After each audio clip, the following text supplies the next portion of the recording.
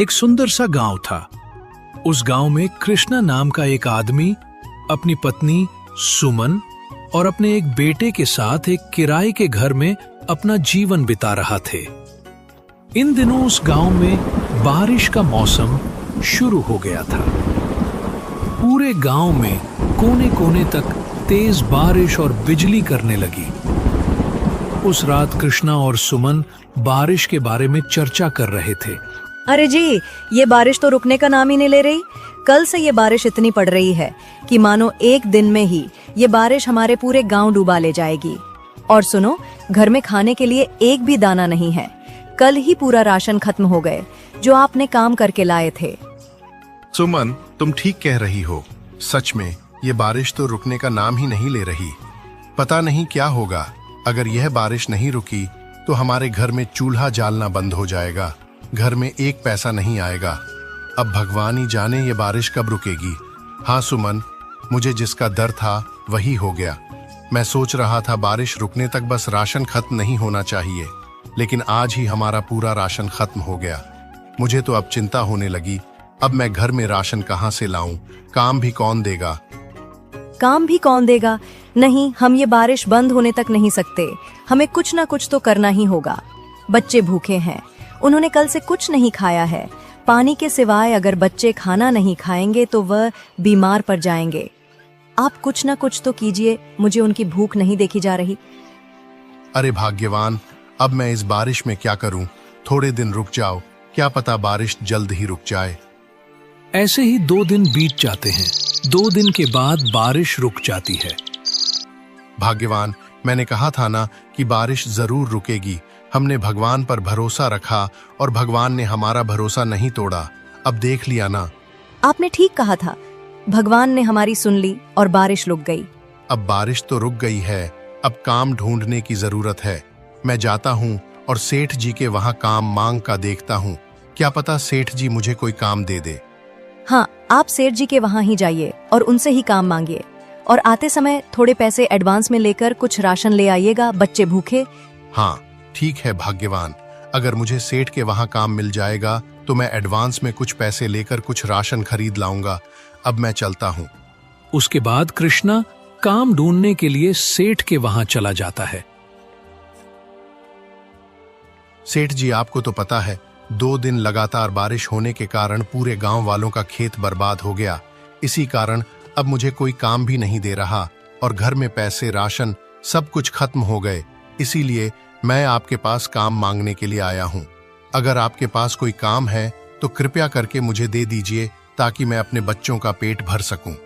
अरे कृष्णा, मैं तेरी मजबूरी समझ सकता हूँ, लेकिन मेरे पास भी इस वक्त कोई काम नहीं है तुझे देने के लिए। इस बारिश के कारण मेरा खेत का काम भी अब रुक गया। अगर बारिश नहीं होती तो मैं तुझे काम जरूर देता, लेकिन इस बारिश ने मेरा भी बहुत नुकसान कर दिया। सेठ जी, अगर आपके पास खेती करने के सिवाय जो भी काम वो मैं सब करूंगा। घर की सफाई कर दूंगा, गाय नहला दूंगा, घर का सारा काम करूंगा। कृपया करके मुझे एक तो काम दे दीजिए। मैं बहुत ही मजबूर हूँ सेठ जी, मेरी मदद कीजिए। मैं समझ सकता हूँ, लेकिन मेरे पास तेरे लिए कोई भी काम नहीं है। अगर होता तो मैं तुझे जरूर देता, लेकिन माफ करना, मेरे पास एक भी काम नहीं है। अगर ये बारिश अगले 2 दिन तक नहीं गिरेगी तो मैं सबसे पहले तुझे ही काम दूंगा। अभी मेरे पास तुझे देने के लिए एक भी काम नहीं है।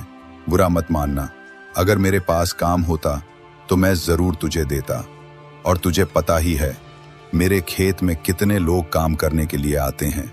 मैंने उन सबको कल ही पैसे दिए, लेकिन पैसे देने के बाद इस बारिश ने मेरा बहुत नुकसान कर दिया।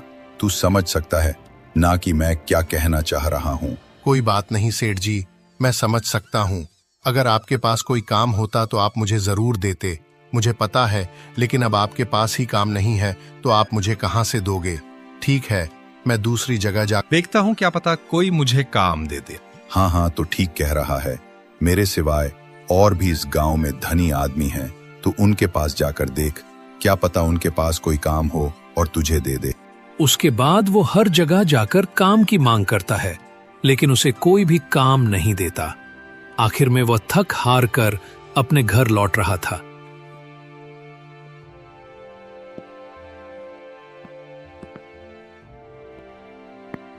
तभी आधे रास्ते में उसने कुछ लोगों को बात करते सुना। अरे तू जानता है क्या, कल टीवी में न्यूज आ रहा था, पिछले 10 दिन तक हमारे गांव में जोरदार बारिश होगी। हाँ, कल मैंने भी देखा न्यूज में कि 10 दिन तक हमारे गांव में जोरदार बारिश होने वाली है। अच्छा है बारिश होगी, नहीं तो धूप के कारण हमारा खेत सूखकर बर्बाद हो जाता। और सरकार ने कहा है कि अगले 10 दिन तक जोरदार बारिश होगी, तो इसीलिए सरकार ने कहा है कि बारिश शुरू होने से पहले ही सब लोग अपने अपने घरों के लिए अगले 10 दिन के लिए राशन खरीद कर रखने को, क्योंकि इतनी तेज बारिश होगी कि लोग बाहर जा ही नहीं सकेंगे। हाँ, तू ठीक कह रहा है। अच्छा है बारिश होगी, नहीं तो इतनी धूप में हमारा खेत बर्बाद हो जाता है।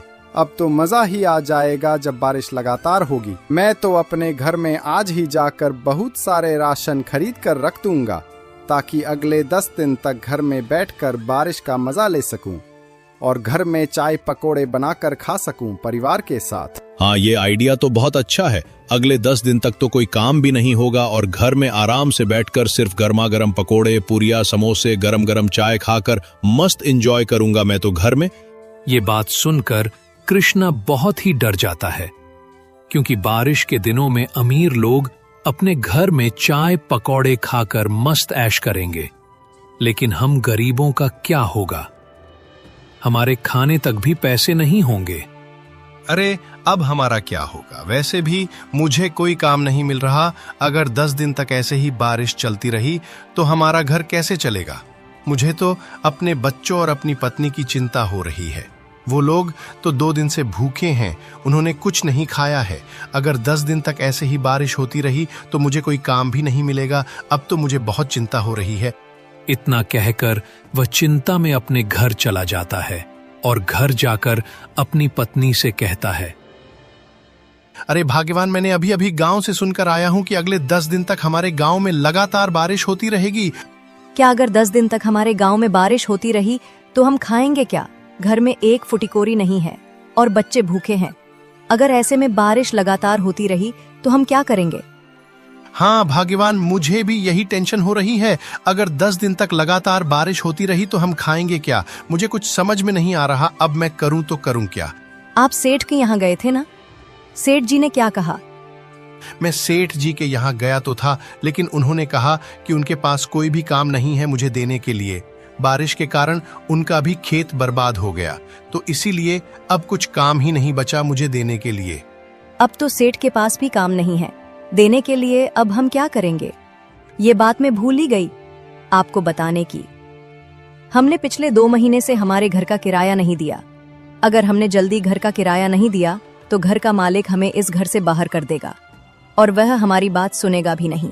हाँ भाग्यवान, मुझे बहुत टेंशन हो रही है। अब मैं करूं तो करूं क्या? अब घर का किराया भी देना है, अब हमारे सिर ढकने के लिए अब छत भी नहीं रहेगा।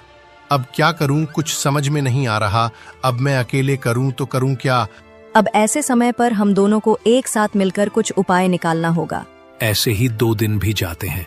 अगले ही दिन आसमान में काले बादल छाने लगे और देखते ही देखते जोरदार बारिश शुरू हो गई। बारिश इतनी तेज थी कि बाहर भी नहीं निकल सकते।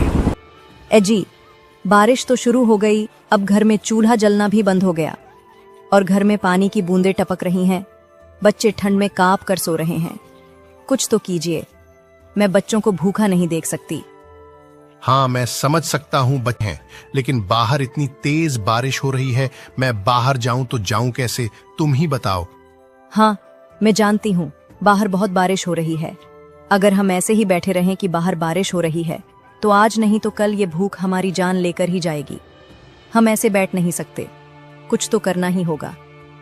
मैं जानता हूँ हमें कुछ करना चाहिए, लेकिन मेरे समझ में कुछ नहीं आ रहा। मैं करूं तो करूं क्या? इस वक्त मुझे कौन काम देगा? मैं जानती हूँ इस बारिश में कोई भी काम नहीं देगा, लेकिन आप मुखिया के घर जाकर उनसे कुछ पैसे तो मांग सकते हैं ना। आप उनके पास जाओ और कुछ पैसे मांग कर ले आओ। कहना बच्चे घर में बहुत भूखे हैं, अगर जरूरत पड़े तो रो पड़ो, लेकिन कुछ ना कुछ करके थोड़े पैसे लेकर आओ। हाँ ठीक है भगवान, अगर तुम कह रही हो कि मैं मुखिया के पास ही जाऊं तो ठीक है, मैं उनके पास ही जाता हूं और कुछ पैसे उधर में मांग कर देखता हूं। इतना कहकर कृष्णा बारिश में भीगकर मुखिया के घर चला जाता है। मुखिया जी, अरे ओ मुखिया जी। हाँ बोलो, क्या हुआ इतनी रात को? मुखिया जी, आपको तो पता है कि मैं बहुत गरीब हूँ और अब बारिश के कारण मुझे काम भी नहीं मिल रहा और अब मेरे घर में खाने को कुछ नहीं है। मुझे कुछ पैसे दे दीजिए। अरे कृष्णा, ये बारिश अब 10 दिन तक होती रहेगी लगातार, इसलिए मुझे भी पैसे की जरूरत है और मैं 10 दिन काम भी नहीं लगा सकता।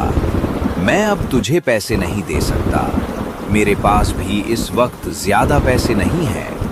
सुनिए मुखिया जी, आप तो बड़े लोग हैं, आप लोग तो बारिश के दिन मजे से घर में खाओगे पियोगे, लेकिन हम गरीब क्या करेंगे? हम गरीबों के तो खाने के भी लाले पड़ जाएंगे। अब इसमें मैं क्या करूं, ये तो भगवान का ही करिश्मा है। अब तू यहाँ से जा, मैं तुझे कोई पैसा वैसा नहीं देने वाला, अब निकल यहाँ से।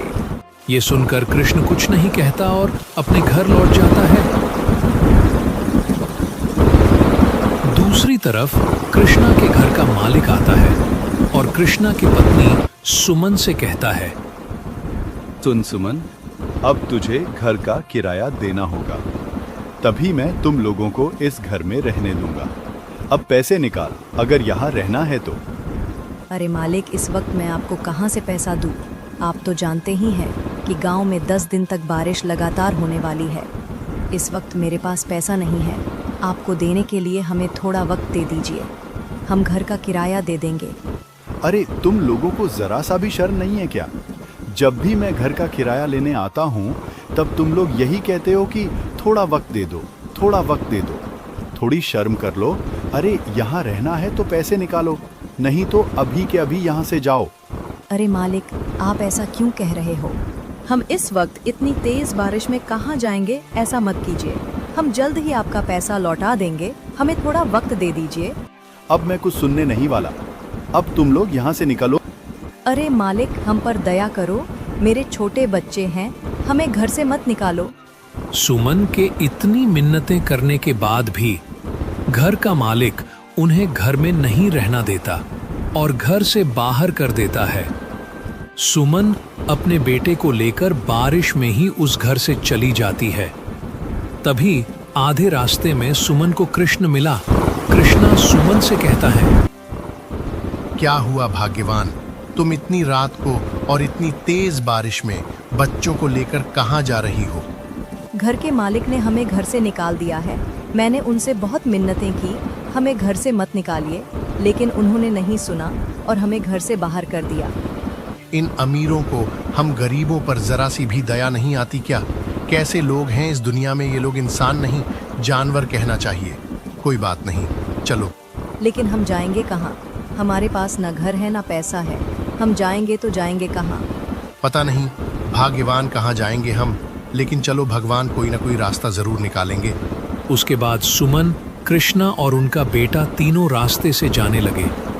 वह दुखी होकर जा ही रहे होते हैं, तभी कृष्णा अपने दोस्त को देखता है और कृष्णा अपने दोस्त से कहता है, अरे विनोद, कहाँ जा रहे हो इतनी रात को? अरे ये बात तो मुझे तुमसे कहनी चाहिए, इतनी रात और तेज बारिश में पत्नी और बच्चों को लेकर कहाँ जा रहे हो? अरे क्या ही बताओ दोस्त, तुम तो जानते ही हो हम किराए के घर में रहते हैं और मेरे पास इस वक्त कोई भी काम नहीं था। मुझे पता चला कि 10 दिन तक लगातार बारिश होने वाली है। इस वक्त मेरे पास कोई पैसा नहीं था।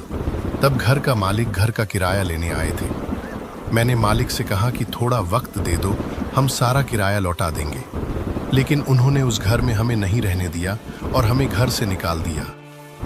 मलिक ने तो तुम्हारे साथ बहुत गलत किया, उन्हें ऐसा नहीं करना चाहिए था, लेकिन कोई बात नहीं, तुम इस घर में ही रह लो, अब ये घर तुम्हारा है। नहीं नहीं, लेकिन अगर तुमने ये घर हमें दे दिया तो तुम कहाँ रहोगे? अरे तुम उसकी चिंता मत करो, मैंने शहर में एक नया घर खरीदा है, अब से मैं वहाँ ही रहूँगा। वैसे भी ये घर में बेचने ही वाला था, भगवान का शुक्र है जो घर बेचने से पहले तुम लोग मुझे मिल गए। अब ये घर तुम्हारा है और ये थोड़े से पैसे ले लो, मेरे पास ज़्यादा तो पैसे नहीं है। लेकिन इस पैसों से तुम कोई काम की शुरुआत कर सकते हो। विनोद, तेरा बहुत बहुत शुक्रिया जो तुमने हमारी मदद की। अरे नहीं नहीं, तू तो मेरा दोस्त है, मैं अपने दोस्त की इतनी सी भी मदद नहीं कर सकता क्या? उसके बाद कृष्णा, उसकी पत्नी सुमन और उनका बेटा अब तीनों उस घर में ही रहने लगे।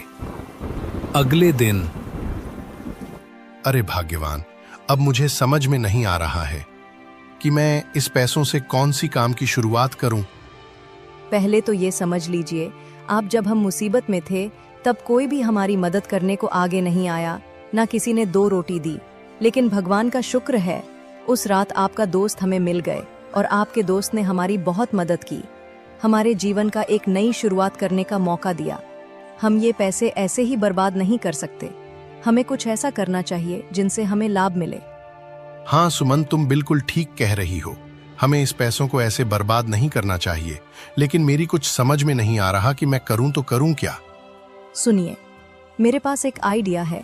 इस बारिश के मौसम में अगर आप चाय और पकोड़े की दुकान खोलोगे तो बहुत बिकेंगे, क्योंकि इस बारिश में लोगों को गर्मा गर्म चाय और पकोड़े बहुत अच्छे लगेंगे।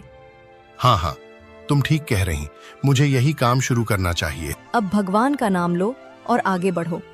उसके बाद अगले दिन से कृष्णा गांव में चाय और पकौड़े बेचने लगा।